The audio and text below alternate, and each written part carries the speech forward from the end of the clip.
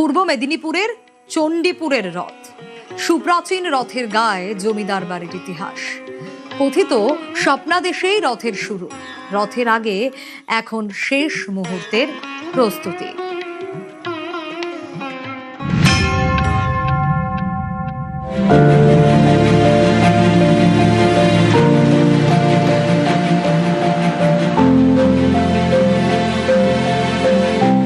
পূর্ব মেদিনীপুরের চণ্ডীপুর, এখানেই শতাব্দী প্রাচীন রথের ইতিহাস।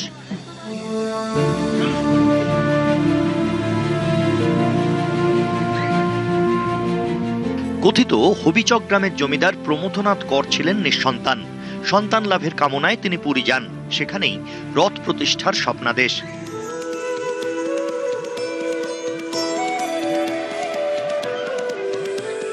পুরী থেকে ফিরেই রথ প্রতিষ্ঠা করেন হবিচকের জমিদার প্রমথনাথ কর। এবার শতবর্ষে পা রাখল পূর্ব মেদিনীপুরের এই সুপ্রাচীন রথ। আমার পিতামহ অর্থাৎ বেচারাম কর জমিদার, উনার পুত্র জমিদার প্রমথনাথ কর, উনার ইচ্ছায় উনার নিঃসন্তান ছিলেন, যার ফলে উনি পুরীতে যান। পুরীতে গিয়ে উনি ঠাকুরের প্রসাদের জন্য ওখানে করেন, কিন্তু কোনো কারণে প্রসাদ পাননি। না পাওয়ার ফলে ওনার মনের মধ্যে জাগলো যাতে আমি প্রসাদ পেলাম না কেন, এই বলে মন্দিরে উনি ধ্যানমগ্ন হয়। হওয়াতে ওনাকে স্বপ্নাদেশ হয় ঠাকুরের যে তুমি যাও, আমাকে প্রতিষ্ঠা করো, তোমার সব মনস্কামনা পূরণ হবে। সেই অনুযায়ী উনি আসার পরে সেই জমিদারি থাকাকালীন জমিদারি অবস্থায় এই রথ প্রতিষ্ঠা করেন। জমিদার বাড়ির হাত ধরেই রথের সূচনা। পুরনো রীতিনীতি মেনেই হয় রথের আচার অনুষ্ঠান, 8 দিন ধরে চলে মেলা। রথের মেলা 9 দিন বসে, মেলা ভালোভাবেই চলে। আমাদের বিভিন্ন অনুষ্ঠান প্রতিদিন থাকে অনুষ্ঠানে। রথ মানেই স্মৃতির রশিতে টান, বৃষ্টির দুপুর, ছেলেবেলায় হারিয়ে যাওয়া।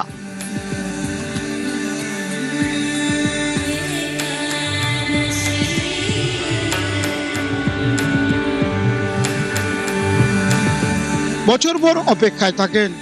100 বছর ধরে এমনটাই চলে আসছে। ক্যামেরায় অতনু জানার সঙ্গে সুজিত ভৌমিক, নিউজ 18 বাংলা।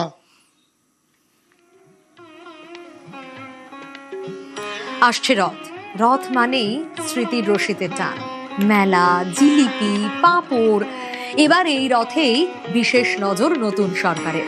মাহেশের রথ ঘিরেও জমজমাট প্রস্তুতি, নবযৌবন উৎসবে উপচে পড়া ভিড়।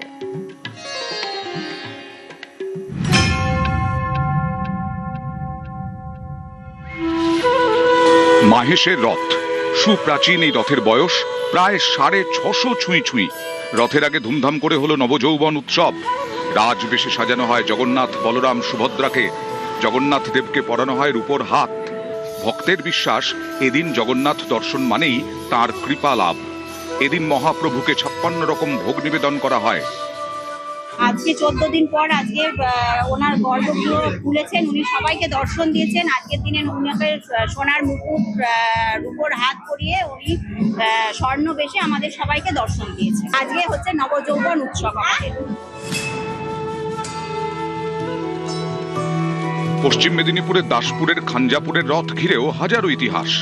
প্রায় 300 বছরের প্রাচীন এই রথ এবছর মিলেছে সরকারি অনুদান। খুশি উদ্যোক্তারা। 5 লক্ষ টাকার চেক তো পেয়ে গেছেন।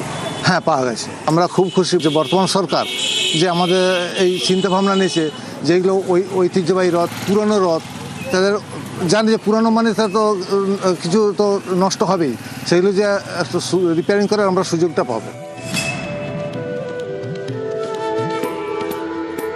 মুর্শিদাবাদের কান্দি রাজবাড়ির রথ এবার 250 বছরে পা দিল। রথের গায়ে রাজ আমলের ইতিহাস। এবারের রথ জুড়ে রয়েছে একাধিক চমক। প্রায় 200 থেকে 250 বছরের পুরনো এই রথ ছোট থেকে আমরা দেখে আসছি। এখানে রাজপরিবার, কানে রাজপরিবারের অবদান বিরাট। এখান থেকে প্রায় এই রথ উপলক্ষে 7 দিন ব্যাপী মেলা হয়, কীর্তন হয় এবং মহোৎসব হয়। মহোৎসবের মাধ্যমে আবার মাসিবাড়ি থেকে রথ আমাদের কান্দিটা পরিক্রমা করে আবার আদাবলম মন্দিরে চলে আসে। কান্দি মানুষও প্রচণ্ড হৈ উল্লাস কাটে এবং এই কান্দি ছাড়া এবং আরও দূর থেকে যে গ্রামের লোকজন এখানে আসে। রথ, মেঘলা আকাশ, বুকের মধ্যে বৃষ্টি, নৌকো টলমল, ছেলেবেলার স্মৃতিরা সব ভাসে এলোমেলো। নিউজ 18 বাংলা। কলকাতা ইসকনে জমজমাট রথযাত্রা। 16 জুলাই রথের উদ্বোধনে মুখ্যমন্ত্রী। কলকাতা ইসকনের 55তম বছর, আর 55তম বছরে এই রথযাত্রা জমজমাট সেজে উঠছে ইসকন। জমজমাট রথযাত্রা 16 জুলাই রথের উদ্বোধন করবেন মুখ্যমন্ত্রী শুভেন্দু অধিকারী। আর এবছর ইসকনের 55তম রথযাত্রা।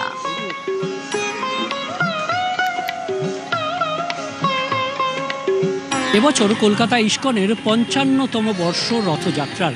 সেই রথযাত্রার প্রস্তুতি শুরু হয়েছে এবং আমরা দেখছি গুরুসদয় দত্ত রোডে 3টি রথ, সেখানে রঙের কাজ হচ্ছে এবং বিভিন্ন আলপনা নকশা দেওয়ার কাজ হচ্ছে। অর্থাৎ চরম প্রস্তুতি এই মুহূর্তে রথকে ঘিরে।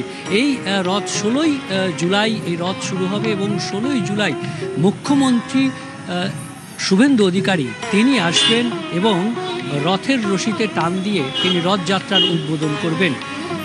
এই রথ মাসির বাড়ি অর্থাৎ গুন্ডিচা মন্দির তৈরি হয় আমরা জানি যে ব্রিগেড প্যারেড গ্রাউন্ডে, সেখানেই 23শে জুলাই পর্যন্ত থাকবে। আবার 24শে জুলাই সেই রথ আসবে এবং অ্যালবার্ট মন্দিরে, যেখানে মিন্টো পার্কের ইসকন মন্দির রয়েছে, সেখানে আবার ফিরে আসবে সেই রথ।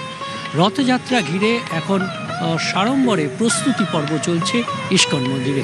ক্যামেরায় সৌমেন দাসের সঙ্গে বিশ্বজিৎ, নিউজ 18 বাংলা। বৃহস্পতিবার রথ, আর তার আগে আজ নবযৌবন দর্শন। নবযৌবন দর্শনে জমজমাট জগন্নাথ ধাম।